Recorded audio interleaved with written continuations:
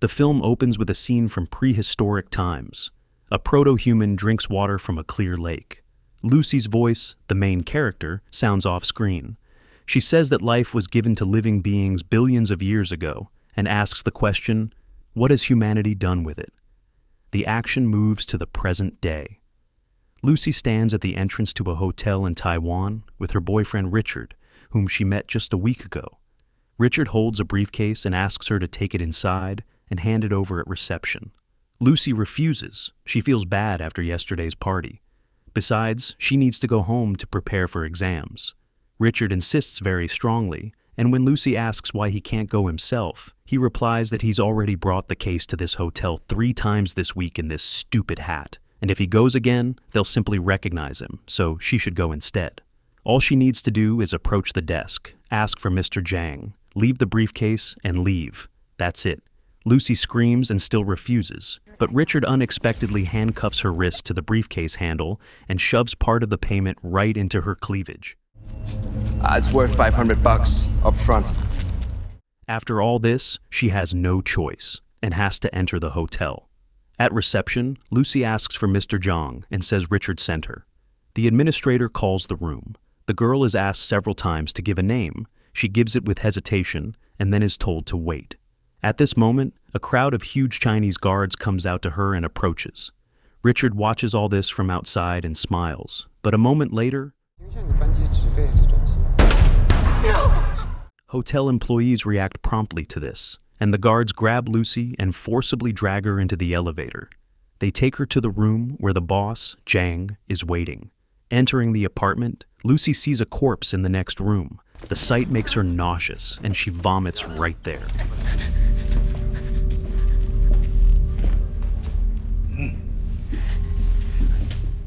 When Lucy is seated in a chair, Yang comes out of the next room. His hands and face are covered in blood. He throws off his protective glasses, and his guard pours water from a bottle onto his hands. Lucy, frightened, asks if he speaks English. He ignores her. Do you speak English? Zhang doesn't speak English, so he seats her opposite him, dials a number, and turns on the speakerphone so someone can translate. The voice on the line asks what's in the briefcase. Lucy says she doesn't know. Richard gave it to her. Zhang writes the code 140 on paper. The voice asks her to enter the code and open the briefcase. Yang and his people step back because there could be explosives inside, and they protect themselves with shields. Okay. Mr. Zhang insists that you open the case. Okay. She has to enter the code, and Lucy enters the code and opens the briefcase. Inside are 4 packages with blue crystalline powder. She describes what she sees. Zhang's people bring a man with a blank stare and force him to take the powder. He reacts sharply. A brief seizure and uncontrollable laughter. Zhang shoots him, then tells Lucy she'll work for him. She refuses, so one of Zhang's men hits her. I don't want a job. Later, we're shown Professor Norman giving a lecture to a large audience. He talks about the brain and what part of it people actually use. According to him, many animals use only 3 to 5%. 10% may not seem like much, but it's a lot if you look at all we've done with it. Humans, despite all progress, use only about 10%. Dolphins, more, but even they reach only about 20% of full potential. The story returns to Lucy. She wakes up in a hotel room, undressed, and notices blood on the sheet with medical supplies nearby. Her stomach hurts unbearably. She realizes it was bandaged while she was unconscious. At this moment, Yang's people enter, throw her clothes, and lead her to the boss. Lucy. What did you do to my stomach? Lucy is informed that she was given anesthesia and a package of blue powder was sewn into her stomach. She must smuggle it to Europe unnoticed. Since there were 4 packages in the briefcase, 3 more people were recruited. They're brought in. Each has a bandage on their stomach. Everyone is warned. If they contact the police, their families will suffer. We return again to Professor Norman's lecture. He reflects on what will happen if people can use more than 10% of their brain. In his opinion, living beings exist primarily to gain time and continue their existence. If the external environment is insufficiently safe, the living organism will strive for immortality. But if the external environment allows, the living organism will strive for reproduction. You'll have time to think it through on the plane. Just take the flight. Take the flight, get out of here. Okay, that's the main thing right now. Just save time. We return to Lucy. She wakes up in a different place, chained in an empty building. A man approaches her and puts his hand under her shirt. She resists but gets hit in the face, then several times in the stomach. The stitches come apart. She realizes the package inside burst. The body reacts instantly. She starts shaking. The blue substance rapidly spreads through her system. She lifts off the floor and hits the wall, then the ceiling. Her eyes begin to glow with a faint blue light. Simultaneously, Professor Norman explains, by fully engaging the brain, a person will gain control over themselves, others, and even matter. Lucy calms down. She seems to have become different. At this moment, a Chinese man enters. Lucy skillfully seduces him. He puts the gun on the table and goes to her. Before he can reach his goal, she uses his own belt to throw him across the room. With the same belt, she pulls the table with the gun, and then masterfully kills several men in the room. After this, she pounces on food and eats non-stop, because her body demands energy. She notices she's wounded but feels no pain, then simply extracts a bullet from her shoulder. After the meal, she collects weapons, puts on someone else's shirt, and goes out onto the street with a gun in her hands. She approaches two taxi drivers and asks if anyone speaks English. One answers no. She shoots him in the leg. The second says yes. She gets in and tells him to take her to the hospital.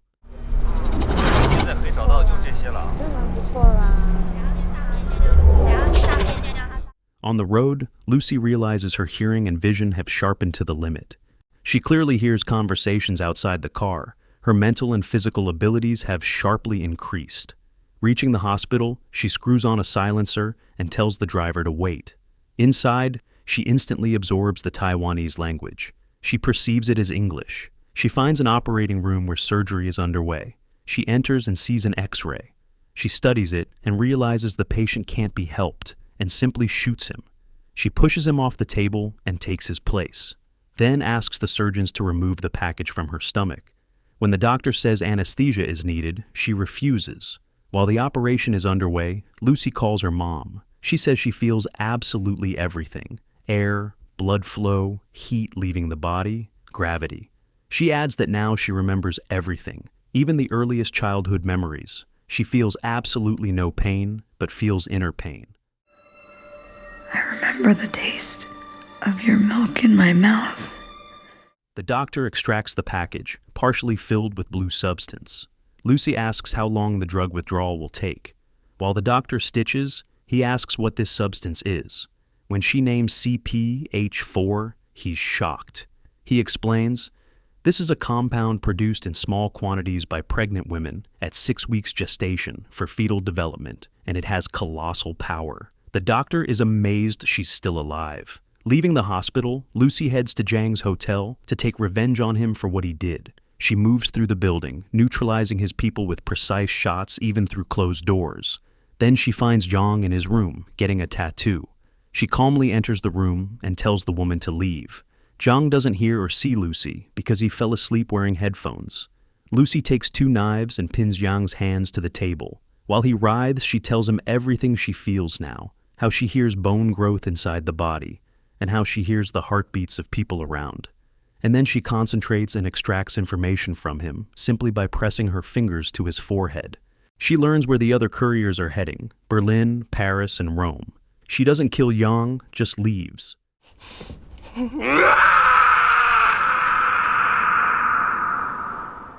After this, Lucy unexpectedly visits her friend Caroline and asks for a laptop. She sits at the laptop to find information about the substance. In a few minutes, she finds Professor Norman's articles and masters all his works. Then she contacts him and says she's read all his work and asks for a meeting. She reports that she remembers everything down to the smallest details. He laughs and says he doesn't have much time. I must have written no less than 6,734 pages. I can recite them to you all by heart if you wish. Then she appears on his television. She explains that her cells are multiplying at a huge rate, and she has no more than a day to live. The professor asks her to explain. She tells him she absorbed a large amount of synthetic CPH4, which allows using brain resources beyond 10%. At the moment, her brain is already working at 28%, and she can control people as well as electrical and magnetic systems. To confirm, she appears on different devices, laptop, phone, radio. She adds, "There's too much information in her, and she doesn't know what to do with it." The professor suggests passing knowledge to others, just as cells transmit information. I'll be at your door in 12 hours. Lucy agrees and says she'll be there within 12 hours. After talking to the professor before leaving, Lucy leaves Caroline a note with health advice, warning about liver and kidney problems. At the airport, while no one sees her, she changes her appearance. While news about the hospital spreads on air, she contacts French police officer Pierre Del Rio and reports illegal drug trafficking and forwards all data, also asking to secure the packages. Pierre acts quickly and detains couriers in Berlin, Paris, and Rome, while the Chinese mafia watches all this. In the next scene, Lucy flies to Paris and simultaneously works on 2 laptops at incredible speed. She asks the flight attendant to bring champagne and tells her to wipe her nose without looking. The flight attendant notices blood. A man brings a glass, then Lucy takes a sip and raises it to science. At the moment, her brain is already working at 40%. She takes a sip of champagne and notices a tooth that fell out in the glass. She coughs and several more fall out. We're reminded that the professor talked about 2 development scenarios for a living organism, either immortality or reproduction. Her body begins to disintegrate. Her skin begins to melt. Then she runs to the bathroom. In the mirror, she sees her face literally sliding off. She has no choice but to take a dose of the remaining powder to stabilize before losing consciousness. She needs to pass knowledge to the professor in time.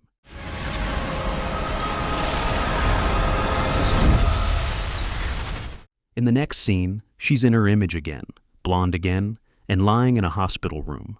Del Rio, police officers, and doctors wait outside. The doctor tells Pierre that Lucy was given an injection and will be unconscious all day. But Lucy suddenly wakes up and sits up. The nurse runs out to warn the others. Doctors and police rush in. She's already gone. She leaves the room and walks down the corridor.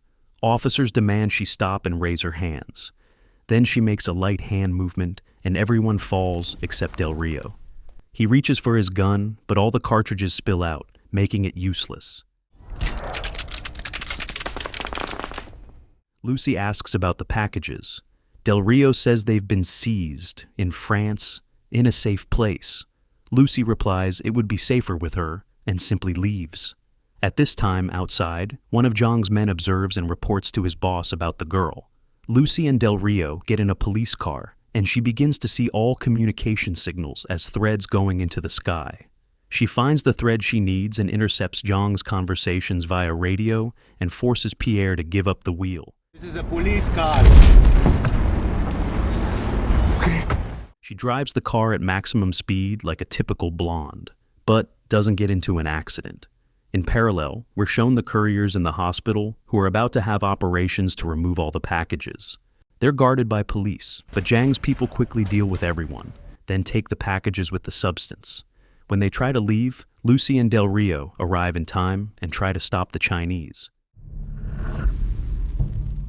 When one of them tries to leave, Lucy blocks his path in the corridor. She creates an invisible barrier.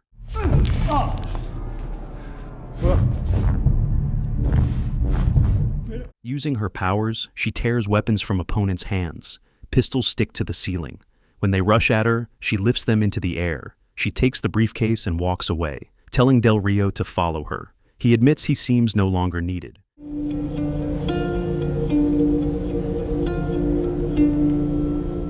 She says he reminds her of something important. They drive to the university. Zhang's people trail behind. Professor Norman and scientists are already waiting. Lucy begins to explain her vision. She says, "Time is the only real measure. Everything else was created by people based on limited understanding. Numbers and letters don't exist in nature. They were invented to comprehend the world."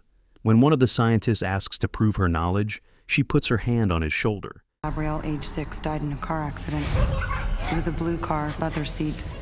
She explains that people establish boundaries to understand and remember, and thereby reduce the infinite to something small.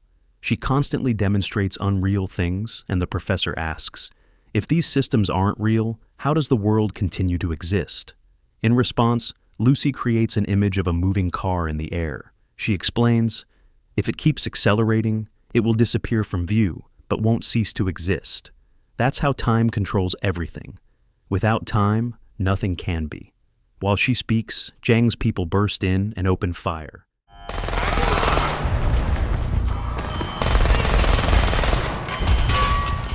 Realizing time is short, Lucy gives the professors the remaining packages of CPH4. They prepare a liquid from it for injection. Professor Norman asks if her body can withstand such a dose.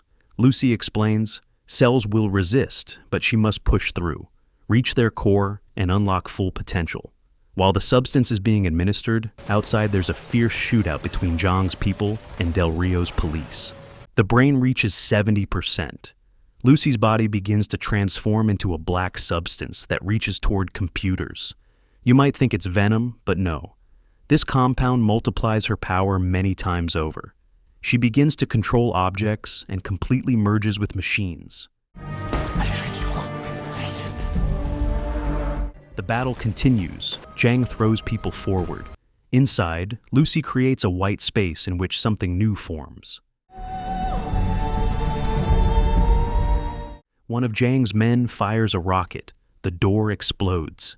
At the same moment, Lucy begins to instantly move through space, then through time. She travels to the past, through epochs, to the origins of humanity, to dinosaurs. In prehistoric times, she meets that very primitive being from the beginning of the film. She touches its finger, closing the circle. She's carried into space, explores the universe. In reality, Yang approaches her at the moment of final transformation. All cells merge into a single whole. Zhang shoots, but she's gone. Only clothes on the floor. Del Rio enters and without hesitation finishes Zhang. The black substance forms a small data storage device resembling a flash drive, and Professor Norman takes it, after which the substance disappears. Lucy transmitted all knowledge to him, completing his research. Del Rio looks around and asks where she is. A message comes to his phone. She's everywhere. In the finale, Lucy's voice sounds again. Life was given to us long ago, and now it's up to us what to do with it.